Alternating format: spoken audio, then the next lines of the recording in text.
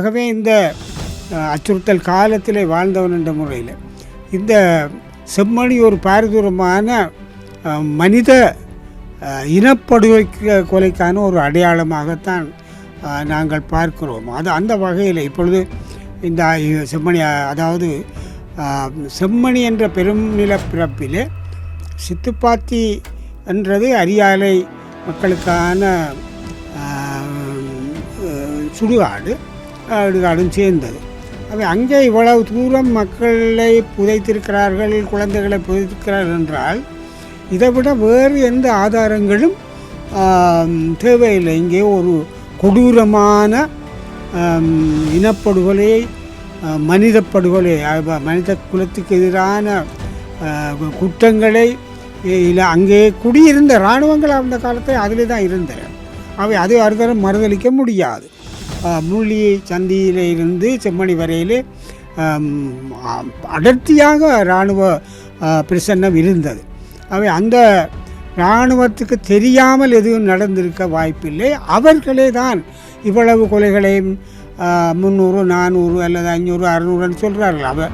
அந்த அளவுக்கு எண்ணிக்கையான நூற்றுக்கணக்கான சிவிலியன்ஸ்களை, பொதுமக்களை, குழந்தைகள் உட்பட கொண்டு குளித்திருக்கிறார்கள், தாழ்த்திருக்கிறார்கள் என்ற நிலை இங்கே வெளிவருகிறது. இப்பொழுது வரையில் இந்த ஆய்வில் 65 உடலங்கள் கண்டெடுக்கப்படுகிறது. இன்னும் மேலும் நூற்றுக்கணக்கிலே அது கண்டெடுக்கப்படலாம் அந்த பிரதேசத்தில் என்று நாங்கள் நம்புகிறோம். ஆகவே இந்த அரசாங்கமானது இதை உண்மையை இனி ஏற்றுக்கொண்டாக வேண்டும். இராணுவத்தை அன்று வீரவன் சரத்வீரக போன்றவர்களோட அடாத்தாக கதைக்கிறதை எல்லாம் கைவிட்டுவிட்டு இந்த ஆய்வுக்கான வெளிநாட்டு நிபுணர்கள் உடைய ஃபொரன்சிக் அனாலிசிஸ் என்று சொல்லக்கூடிய எல்லாவற்றுக்குமான நிதியை தயக்கமின்றி வழங்கி முழுமையான ஆய்வு செய்து அந்த அந்த அந்த அநீதிக்கு உட்பட்டவர்களுக்கும் அவர்களுடைய குடும்பங்களுக்கும் நீதி வழங்குவதற்கான சர்வதேச நீதியாக அது நடைபெற வேண்டும். வணக்கம். இன்றைய இந்த ஊடக சந்திப்பு முக்கியமாக யாழ்ப்பாண மாநகர சபையினுடைய திண்மக் கழிவு அகற்றல் தொடர்பான பல்வேறு பிரச்சனைகள் பற்றிய ஒரு கருத்து அறிதல் தேர்தல் காலத்துக்கு முன்னும் சமகாலத்தில் எங்களுக்கு இருந்தது. அவை அந்த அடிப்படையில் எங்களுடைய தேர்தலில் ஒரு முக்கியமான ஒரு அங்கமாக இந்த திண்மக் கழிவு அகற்றல், நகரத்தை சுத்தமாக வைத்திருத்தல் போன்ற விடயங்களில் அவதானம் செலுத்துவது என்ற ஒரு கருத்து இருந்து வந்தது. அதே நேரம் திண்மக் கழிவை அகற்றி கல்லுண்டாயிலே இருக்கக்கூடிய அந்த தளத்திலே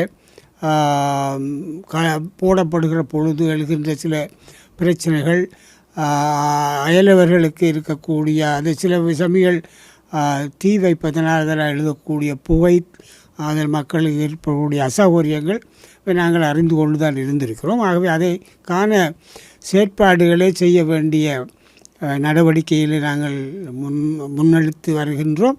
அது சம்பந்தமாக யாழ்ப்பாண முதல்வர், துணை முதல்வர் மற்றும் 2 உறுப்பினர்கள், அதே போல் மானிப்பாய் பிரதேச சபையினுடைய தவிசாளர், உபதவிசாளர், வலி மேற்கு சபையினுடைய பிரதேச சபையினுடைய தவிசாளர், உபதவிசாளர் ஆகியோரை கூப்பிட்டு இந்த விடயம் தொடர்பாக நாங்கள் கலந்துரையாடி இருக்கிறோம். உடனடியாக அந்த இடங்களிலே போடப்படுகின்ற அல்லது பறிக்கப்படுகின்ற திண்ம கழிவுகளை தட்டி பரவி ஈமொய்க்கிறதுக்கான மருந்து அடித்து வைப்பதற்கான செயல்பாடுகள் உடனடியாக அக்கறை எடுத்து செயல்படுத்தப்பட வேண்டும் என்ற ஒரு அறிவுறுத்தல் வழங்கப்பட்டது. அதிலும் அந்த குப்பைகளை மட்டப்படுத்துவதற்கான சில பிரச்சனைகள், இப்போ குறிப்பாக டோசர் யந்திரம் இல்லாத ஒரு பிரச்சனை இருந்தது. அது சம்பந்தமாக தனியார்கள் இருக்கிற பொழுது அது கட்டண அதிகரிப்புகள் போன்ற பிரச்சனைகள், சிலர் அதற்கு முன்வராத பிரச்சனையும் இருந்த காரணத்தினால் அரசு ஆணையாளர் ஏற்கனவே SF கமாண்டருடைய அவர்களுடைய டோசரை அவருடைய சேவைகளை பெறுவதற்காக கோரியிருக்கிறேன்னு சொன்னார். அது அந்த வகையில் நான் ஆளுநரோடு தொடர்பு கொண்டு எஸ்எஃப் கமாண்டரோடு கதைத்து அந்த ஏற்பாடு உடனே செய்து கூறுமாறு இப்பொழுது கேட்டிருக்கிறேன். அதே நேரம் இதுக்கு ஒரு நிரந்தர தீர்வாக அமைய வேண்டும் என்றால் இது ஏற்கனவே இருந்தது. இப்போது எல்லாருக்கும் தெரியும், வடமராட்சியிலே முள்ளியிலே ஒரு பாரிய ஒரு கம்போஸ்ட் பிளான்ட் என்று சொல்லக்கூடிய உர உற்பத்தி, இந்த கழிவுப் பொருட்களில் இருந்து உர உற்பத்தி செய்யக்கூடிய அங்கே ஒரு இயந்திர பொறி இருக்கிறது. ஆனால் அது முழுமையாக பாவிக்கப்படவில்லை. ஆனால் உண்மையாகவே அது யாழ்ப்பாண நகரத்துக்கு வந்திருந்தால் நன்றாக இருந்திருக்கும்.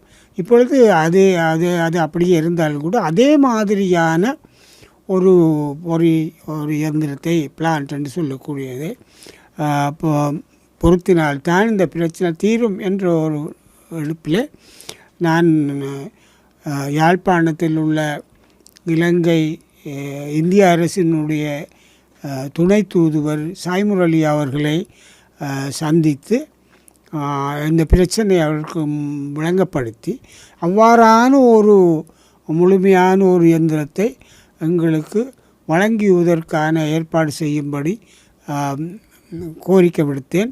அவர்கள் அதை சாதகமாக பரிசீலிப்பதாக எனக்கு சொல்லியிருக்கிறார்கள். அதை நான் ஊடகங்களுக்கு தெரிவிப்பதற்கான அவர்களுடைய அனுமதியையும் நான் இப்பொழுது பெற்றிருக்கிறேன். ஆகவே அந்த விடயம் தொடர்ந்து ஒரு சில காலத்தில் அவர்களுடைய உதவி கிடைக்குமேயானால், இந்திய அரசாங்கத்தினுடைய கிடைக்குமானால் அதற்கு நாங்கள் மிக நன்றியாக இருப்போம்.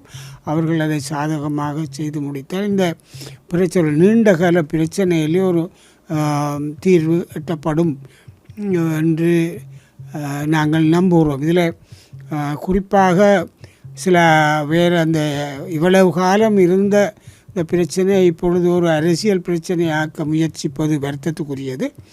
எவ்வாறாயினும் இந்த குறிப்பாக மானிப்பாய் பிரதேச சபையில் இருக்கிற ஒரு சிலர் அந்த ஒரு ஆர்ப்பாட்டமோ ஒரு எதிர்ப்பு விடயத்தை முன்கொண்டிருக்கிறார்கள். அந்த மக்களுக்கு நாங்கள் சொல்லக்கூடியது, இந்த விடயம் எங்களுடைய கவனத்தில் இருக்கிறது, தீவிரமாக செயல்பட்டு நாங்கள் அந்த நடவடிக்கை எடுப்போம். அங்கே அயலவர்களுக்கு இருக்கிற அசௌகரியங்கள் கூடுதலாக துரிதமாக நிவர்த்திப்பதற்கான செயல்பாடை நாங்கள் 3 சபைகளும் தலைவர்களும் இணைந்து செயல்படுத்தக்கூடிய ஏற்பாடு இது தமிழரசு கட்சியினுடைய நிர்வாகத்துக்குள்ளே 3 சபைகள் என்றபடியால் அந்த ஏற்பாட்டை இணைந்து அதை செய்விப்பதற்கான ஏற்பாடுகள் செய்யப்பட்டிருக்கின்றன. அதற்கான ஒரு இந்த பிளான்ட் அண்டு அவர்களுக்கான திட்டமொழிவை இந்திய தரப்புக்கு மிக துரிதத்திலே நாங்கள் வழங்குவோம். ஆகவே ஒரு திண்மக் கழிவினுடைய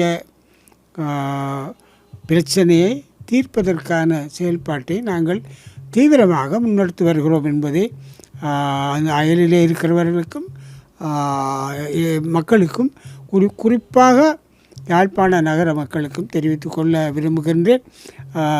அதேபோல் மிக முக்கியமாக ஒரு விடயத்தை நேற்றைய தினம் அவருடைய அவதானத்துக்கு கொண்டு வந்திருக்கிறேன். யாழ்ப்பாணம் குறிப்பாக ஆரியகுளத்தில் இருந்து அங்கால் போகக்கூடிய வாய்க்கால் அதிலே நீர் தேங்கி அசுத்தமான துர்நாற்றம் வீசுகின்ற நிலையில் இருக்கிறது. ஆகவே இதில் இப்பொழுது சாதாரணமான இருக்கக்கூடிய ஊழியர்களோடு அதை பராமரித்து செய்யலாம்ன்றது கஷ்டம். ஆகவே உடனடியாக அவற்றை மதிப்பீடு செய்து ஒப்பந்த மூலம் ஒரு முறை அதை துப்புரவு செய்து ஆழ்பெயர்ந்து பராமரிப்பை மாநகர ஊழியர்கள் மேற்கொள்ளலாம் என்று அதை உடனடியாக பரிசீலிக்க வேண்டும் என்றும் கேட்டிருக்கிறேன். மாநகர சபைக்கு வாகன பிரச்சனை, திண்மக்கழிவு அகற்றுதலுக்கான வாகன பிரச்சனை இருப்பதாக சொல்லப்படுகிறது. ஆனால் அதே நேரம் அதற்காக 16-17 டிராக்டர் வண்டிகள் தனியார்களிடம் ஒப்பந்தம் மூலம் பெறப்பட்டிருக்கிறது. அதேபோல் அதே நேரத்திலே அதே எண்ணிக்கையான டிராக்டர்கள் திருத்தப்பட வேண்டிய நிலையிலே மாநகர சபை இருக்கிறது. அதற்கான அக்கறை எடுப்பது காணாது என்ற ஒரு கருத்து இருக்கிறது. ஆகவே அந்த வாகனத்தை அந்த வாகனங்களை திருத்தக்கூடியவை உடனடியாக திருத்தவும், திருத்த முடியாததை விட்டு அதற்கான ஒன்றும் புதுசாக தேவையான வாகனங்களை பெற்றுக்கொண்டு சேவையை நிறைவாக திருப்தியாக மேற்கொள்வதற்கான செயல்பாடுகளை மாநகர நிர்வாகம் மேற்கொள்ள வேண்டும் என்றும் அவர்களுக்கு ஆலோசனை வழங்கியிருக்கிறேன். இதை நான் சொல்லும் பொழுது எல்லா எங்களுடைய கட்சி ரீதியான சபைகளிலே அவர்களுடைய சேவையை வழங்குவதற்கான ஒருங்கிணைப்பை கண்காணிப்பை நாங்கள் மேற்கொண்டு அவர்களுக்கு தேவையான உதவியை வழங்குகின்ற தேவை போது அதை நாங்கள் வழங்குவதற்கான ஏற்பாடுகளை கட்சி ரீதியாக நாங்கள் மேற்கொண்டுள்ளோம் என்பதையும் தெரிவித்துக் கொள்ள விரும்புகின்றேன். செம்மணி சம்பந்தமான விடயத்திலே போதிய அக்கறை எடுக்க வேண்டிய அல்லது உள்ளது. ஏனென்றால் 1996ஆம் ஆண்டு கால பகுதியிலே தான், அதுவும் இடப்பெயர்வுக்கு பின் நாங்கள் திரும்பி மீள யாழ்ப்பாணத்தில் குடிபெயர்ந்தவர்களே நான் ஒருவன். என்னுடைய குடும்பம் அவ்வாறே வடமராட்சியிலிருந்து மீள பல குடும்பங்கள் இங்கே பாதிக்கப்பட்டது என்பதை நான் நேரடியாக அறிவேன்.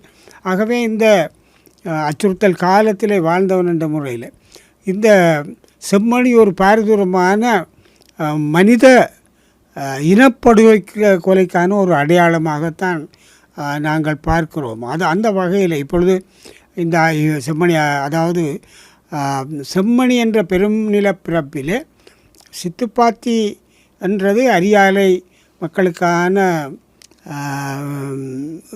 சுடுகாடும் சேர்ந்தது. அவை அங்கே இவ்வளவு தூரம் மக்களை புதைத்திருக்கிறார்கள், குழந்தைகளை புதைத்திருக்கிறார்கள் என்றால் இதைவிட வேறு எந்த ஆதாரங்களும் தேவையில்லை. இங்கே ஒரு கொடூரமான இனப்படுகொலை, மனித படுகொலை, மனித குலத்துக்கு எதிரான குற்றங்களை இல்லை அங்கே குடியிருந்த இராணுவங்கள் அந்த காலத்தில் அதில் தான் இருந்தனர். அவை அதை அறுதரம் மறுதளிக்க முடியாது. முள்ளி சந்தியில் இருந்து செம்மணி வரையிலே அடர்த்தியாக இராணுவ பிரசன்னம் இருந்தது. அவை அந்த இராணுவத்துக்கு தெரியாமல் எதுவும் நடந்திருக்க வாய்ப்பில்லை. அவர்களே தான் இவ்வளவு கொலைகளையும் 300, 400 அல்லது 500, 600 சொல்கிறார்கள்.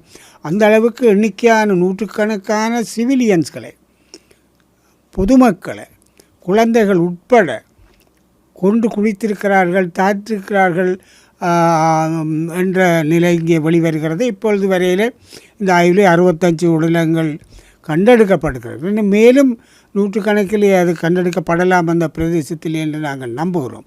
ஆகவே இந்த அரசாங்கமானது இதை உண்மையை இனி ஏற்றுக்கொண்டாக வேண்டும். இராணுவத்தை அன்று வெண்வீரவன் சரத்வீரக போன்றவர்கள் அடாத்தாக கதைக்கிறதை எல்லாம் கைவிட்டுவிட்டு இந்த ஆய்வுக்கான வெளிநாட்டு நிபுணர்கள் உடைய ஃபொரன்சிக் அனாலிசிஸ் என்று சொல்லக்கூடிய எல்லாவற்றுக்குமான நிதியை தயக்கமின்றி வழங்கி முழுமையான ஆய்வு செய்து அந்த அந்த அந்த அநீதிக்கு உட்பட்டவர்களுக்கும் அவர்களுடைய குடும்பங்களுக்கும் நீதி வழங்குவதற்கான சர்வதேச நீதியாக அது நடைபெற வேண்டும். ஏனென்றால் இந்த விடயம் அரசாங்கத்தினுடைய இராணுவத்தினாலேயே செய்யப்பட்டது ஒன்று. ஆகவே அந்த அரசாங்கமே இதை முழுமையாக விசாரிப்பது என்பது சாத்தியமில்லை, அல்லது நியாயம் வழங்கக்கூடிய, நீதி வழங்கக்கூடிய சூழ்நிலை இராது என்பது பொதுவாக ஏற்றுக்கொள்ளக்கூடிய ஒரு விஷயம். ஆகவே அரசாங்கம், குறிப்பாக ஜனாதிபதி, இந்த ஆய்வுக்கான தொடர் நடவடிக்கைக்கான போதிய நிதியை வழங்கி நீதி வழங்குவதற்கான எல்லா செயல்பாடுகளையும் ஜனாதிபதி செய்ய வேண்டும் என்று நாங்கள் எங்களுடைய கோரிக்கையாக இருக்கிறது. அதை நான் நினைக்கிறேன். ஜனாதிபதிக்கு எங்களுடைய ஒரு முக்கியமான ஒரு கடிதம் அநேகமாக இன்று அல்லது நாளைக்கு அதனுடைய நிதி வழங்கல், வெளிநாட்டு நிபுணர்களோட ஆலோசனை பெறுதல், ஆய்வுகள் சம்பந்தமாக ஒரு கடிதத்தை நானும் பொதுச் செயலாளரும் அனுப்ப இருக்கின்றோம். வலியுறுத்தி அதன் ஆய்வு, அதனுடைய முழுமை பெறுதல், 96 இப்பொழுதையுமே இணைத்து விசாரணை செய்தல் போன்ற விடயங்களை உள்ளடக்கி ஒரு கடிதங்கள் நாங்கள் இப்போ அனுப்ப இருக்கிறோம்.